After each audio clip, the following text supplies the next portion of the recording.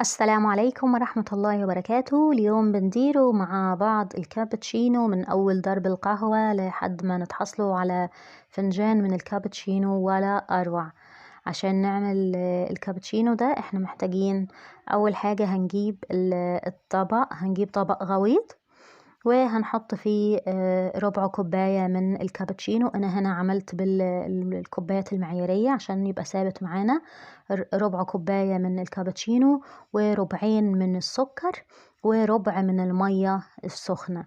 لازم مية سخنة. أنا هنا بحط الكوباية الربع التاني من السكر. وعلى فكرة السكر ده مش كتير ولا حاجة، بيبقى مظبوط جدا. مش بنحتاج ان احنا نحط بعد الحليب، مش بنحتاج ان احنا نحط سكر تاني. وهنا نزلت بالمية المغلية، مية مغلية من الكاتل عادي خالص. هناخد بقى كل الحاجات اللي في البولة دي وهنضربها بالمضرب الكهربائي. هل المضرب التاني ينفع؟ ينفع، بس هنقعد مثلا ساعة كده واحنا بنضرب. تمام، يعني هنطول قوي قوي يعني واحنا بنضرب، مش ساعة وبالغ يعني، لا، بس هنقعد وقت طويل على ما نتحصل على الكريمة. فاحنا هنضرب بالمضرب الكهربائي. وانا هنا بوقف كل شوية بحيث ان انا اوريكم المراحل اللي هي بتمر بيها القهوة، بحيث لحد ما نوصل للقوام اللي احنا عايزينه. هنا برضو لسه فتحت اكتر، بس لسه مش هو ده اللي احنا عايزينه. هنضرب برضو كمان كل شوية، هنزود، احنا مش هنوقف ضرب، يعني نوقف المضرب يرتاح بس مش هنوقف ضرب. هنضرب بقى كتير كتير لحد ما هنلاقيها القوام بتاعها بقى سميك شوية.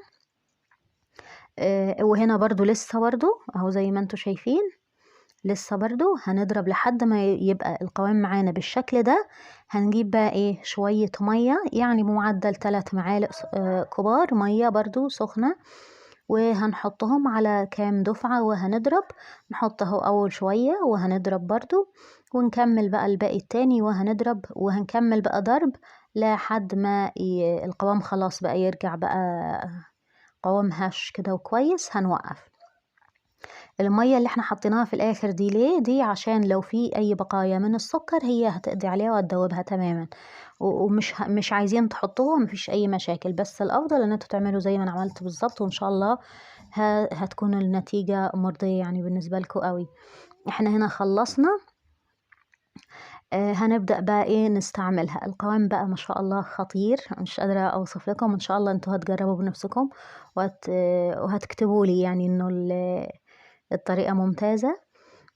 القوام هش هش كأنها كريمة، يعني لولا انها قهوة كنا قلنا دي كريم شانتيه مضروب وهيتحشي بيه تورتاية.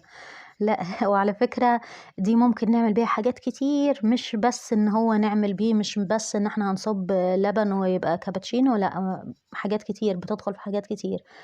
احنا المج بقى العادي بيبقى محتاج له معلقة واحدة، معلقة واحدة مليانة وعليها طبعا اللبن. بس أنا طبعا بما إنه المعلقة كانت محملة بيه لسه بقايا، فأنا حطيت شوية كمان بحيث يبقوا معلقة معلقة يعني. تمام. وهنحط لبن، هنصب لبن مغلي عليه وهنقلبه وهيتقدم. الكريمة دي احنا ممكن نحط منها في التورتات على الكريم شانتيه العادي، الكريم العادي نحط منه جزء من الكريمة دي وهيتضرب ويتحشي بيه التورتات. ممكن يتعمل على كريمة الزبدة، ناخد برضو جزء منه نحطه على كريمة الزبدة وتحشي بيه البسكوتات، السبليهات، التارت. بيدخل في حاجات كتير يعني، مش قاصر على انه نقدم بيه كابتشينو بس.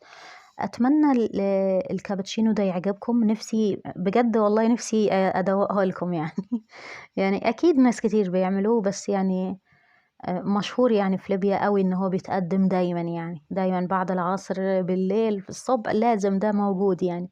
انا هنا حبيت اوضحهم لكم اكتر، اخلي يعني الشاشة تبقى قريبة اكتر بحيث يظهر معاكم.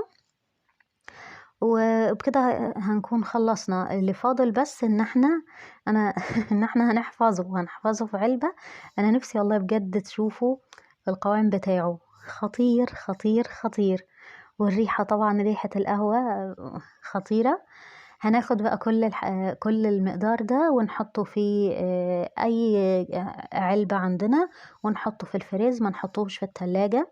ما أكرر ما نحطوش في التلاجة، لو حطيناه في التلاجة هيقعد يكش مع نفسه كده لحد ما هنتفاجئ إن هو من تحت بقى مية، بقى قهوة عادية. لكن هو لازم يتحط في الفريز، وهناخد برضو منه معلقة ونحطها على كوباية لبن ونقلب، وبكده تكون الوصفة خلصت. ما تنسونيش في اللايك والكومنت، والسلام عليكم ورحمة الله وبركاته.